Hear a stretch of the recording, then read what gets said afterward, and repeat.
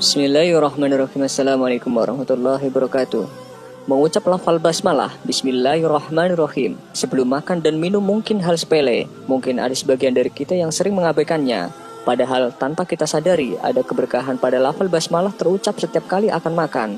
Setidaknya kita ingat dan bersyukur jika makanan yang kita nikmati adalah berkat rahmat Allah Subhanahu wa Ta'ala. Ada sebuah kisah tentang amalan basmalah. Kisah itu tertuang dalam kitab An-Nawadir karya Syekh Ahmad Syihabuddin bin Salamah Al-Qulyubi tentang Abi Muslim Al-Khawlani dengan budak perempuannya.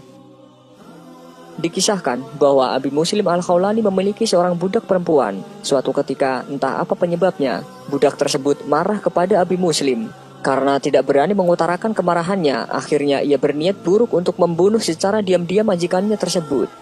Ia kemudian menyiapkan sebuah minuman yang kemudian ia campur dengan racun mematikan. Harapannya setelah ia meminum apa yang telah ia persiapkan, maka tak lama kemudian Abi Muslim akan meregang nyawa. Dan dengan begitu, kemarahan yang tertahan sekian lama akan terbalas dengan sempurna. Dilihatnya, Abi Muslim mulai menenggak minuman tersebut. Ia mulai yakin bahwa beberapa saat kemudian ia akan tertawa atas kematian majikannya. Namun setelah ditunggu beberapa lama, ternyata racun mematikan yang telah ia campurkan tak bereaksi sama sekali. Malahan sang majikan terlihat begitu bugar setelah menikmati minuman yang ia buatkan.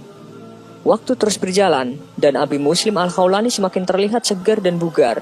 Padahal begitu jelas dalam ingatan sang budak bahwa ia telah meracuni majikannya itu dengan ramuan mematikan. Keanehan tersebut begitu menyiksa batinnya. Ia mulai memikirkan sesuatu yang tidak-tidak pada majikannya tersebut. Kegamangan hati yang ia alami akhirnya memaksa mulutnya untuk mengatakan apa yang telah ia lakukan beberapa waktu silam. "Tuanku, sesungguhnya aku telah meracunimu beberapa waktu yang lalu. Namun, mengapa racun itu tak bereaksi sama sekali dalam tubuhmu?" tanya sang budak mengawali pengakuannya dengan penuh keheranan. "Mengapa engkau meracuniku?" tanya Abi Muslim Al-Khawlani. Jawabnya, "Karena engkau sudah tua renta." Ternyata sang budak marah hanya kepada kekecewaannya terhadap Abi Muslim yang semakin terlihat tua. Hal itu membuatnya tak cinta lagi terhadap keadaan majikannya tersebut, sehingga berniat mengakhiri hidup majikannya daripada harus hidup berdampingan dengan kakek lanjut usia. Abi Muslim pun menjelaskan ihwal tentang racun tersebut tidak mempan dalam tubuhnya.